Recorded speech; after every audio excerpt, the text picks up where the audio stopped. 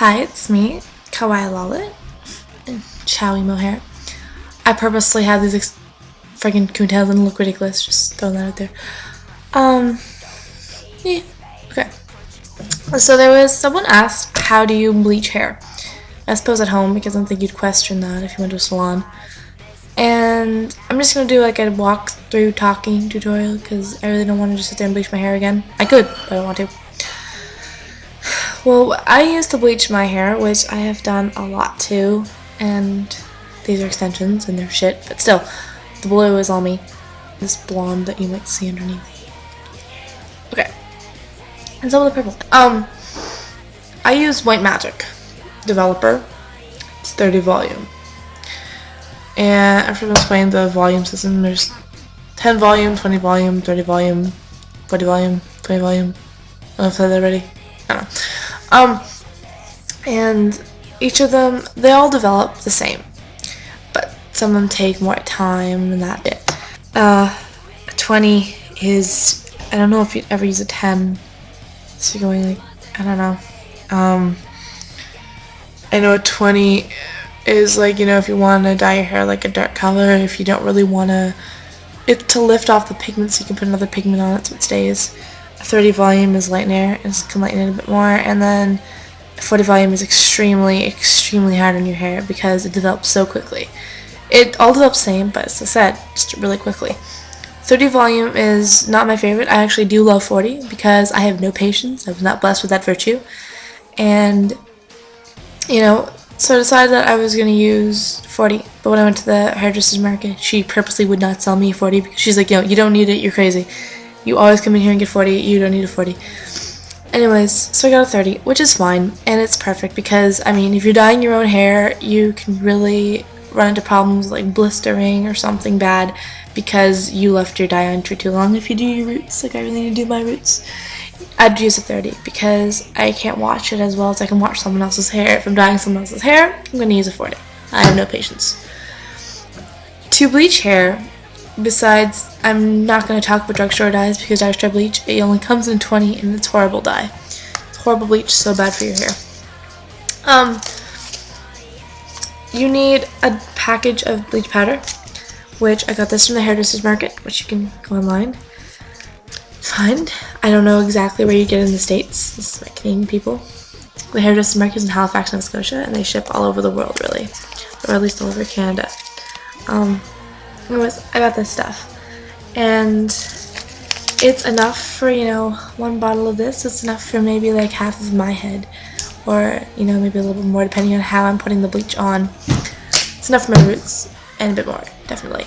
A big problem is people overmix, so you have all this leftover dye, or you have way too much bleach in your hair. This is my Chihuahua Padme, just saying. So you mix, it's straightforward, you mix the developer with the bleach powder, you stir it, it turns purple, and you fill the powder on, you put it on your hair. You leave it on for, it'll tell you usually on your developer or on what the standard time of leaving your dye in is. If it doesn't, you can just Google it and you'll find out, especially if you Google the brand, they'll tell you specifics.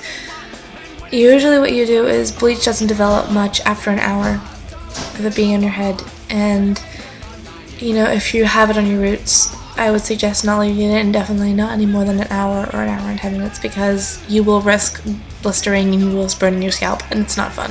I've been there, trust me.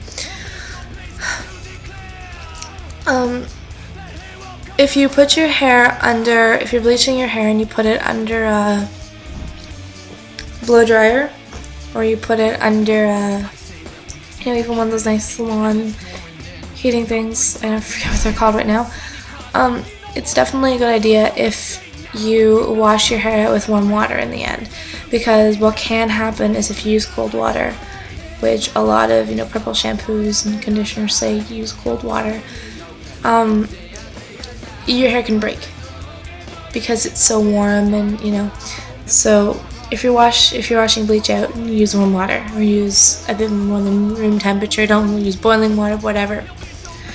When you're washing the bleach out, another good thing to do is when your hair is a bit damp, if you didn't get, you know, nice like cream to put in it after, just take a bit of regular conditioner and put it in your hand and put a little tiny bit in your hair and just let it dry, because it just makes your hair feel really nice and smooth. And this is something hairdressers have told me to do. Don't blow dry your hair afterward, because you don't want to put any more heat on it at that moment, because it's already been chock full of chemicals and products, and you just kind of want to let your hair mellow. You know, I've done it. I mean, I have no patience, and my hair looks like crap. I need to do some treatments to it, I don't know. But yeah, another thing that you might want to do to your hair is just leave it alone for a few days. A tendency with me, I haven't noticed it with the white effects or white magic, sorry, is when I used to use drugstore bleach, my hair would feel like spaghetti afterward, and when I used to use a 40, my hair would feel like spaghetti. And this is my hair. My hair would feel like spaghetti, and this isn't fun. It's really not fun, and you're terrified because you take it and you stretch it, and it stretches, and it's the weirdest feeling in the world. It feels like your hair just feels like spaghetti, and it's awful and it's horrible, and no one wants that in their hair. So this coontail is bothering me. It's so ugly. This one I don't mind. This one just terrifies me. Okay. First off, you guys want to see snow? Because I live in Canada, you know, it's associated with snow. So right there, that's all snow. We have a deck and it's pretty awesome. So yeah. Anyways, I don't really know what else to tell you guys about bleaching hair. If you have any questions, you know, you can leave a comment, or you can, my sidebar has my YouTube link, because I upload this on YouTube before I uploaded it anywhere else, because I need more videos. But yeah, this is specifically for emo hair. When you're bleaching your hair, you know, use gloves, you can use a tint brush, you can use a bottle. If you're doing your whole head, bottles are the best thing to do. Do your roots last, because the heat, they'll develop quicker. And then you're gonna, if you just want, like, if you're gonna dye your hair, like suppose you bleach your hair so you can dye it like this color, or like this color, I don't know, like this color. You can really just bleach your hair out. Just like start from the tip, go to your roots, and just do that. But I mean, you know what, just do your roots last. I don't want to, it takes so long to explain this. This is something that, like, you know, a hairdresser will look at and they'll analyze like what they should do. Because if your hair is black and you start at your roots and you got a 40 volume, you're fucked, because your head is going to be so blistered and you'll be so sore. And, you know, a little bit of pressure or water is going to make your hair, like, you're going to cry. It's so painful. She's sliding off the couch. But yeah, if you guys, as I said, if you have any more questions about hair bleach, because I love bleach, if you have any more questions about how to dye hair like this, or any dye questions or anything, I am here. I am all ears, and I will listen to anything you have to say, and I will even listen to you guys bashing me and my shitty ass extensions. Anyways, I don't like them. But yeah, ciao.